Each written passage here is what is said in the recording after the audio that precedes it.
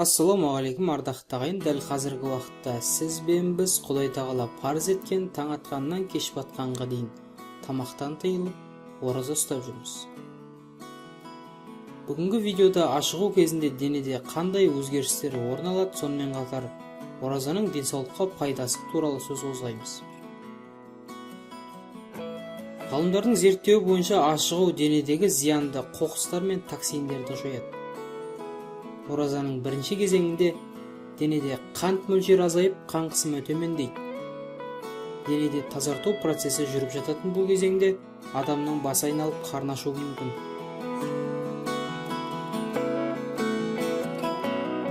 Екінші кезеңде денеміз жаңа күн тәртібіне бейімделе бастайды, ас қорыту мүшелері демалып, органдар тазарады.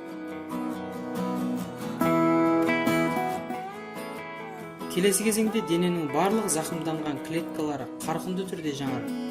Ішек, өкпе, бүйрек, асқазан, тері бәрі де токсиндерден тазартылады. Төртінші кезең. Оразаның соңғы 10 күнінде дене толығымен жаңа күн тәртібіне бейімделеді. Нейробиологтардың зерттеуі бойынша мөлшерден көп тамақ ішу мидың жұмыс қабілетін төмендетеді. Ал ашығу кезінде мида жаңа жүйке клеткалары пайда болып, есте сақтау қабілеті жақсарады. 2007 жылы Америкадағы денсаулық туралы журналдардың бірінде ораза ұстау қант диабеті, жүрек қан тамыры аурулары, ракты болдырмайтынын дәлелдеген.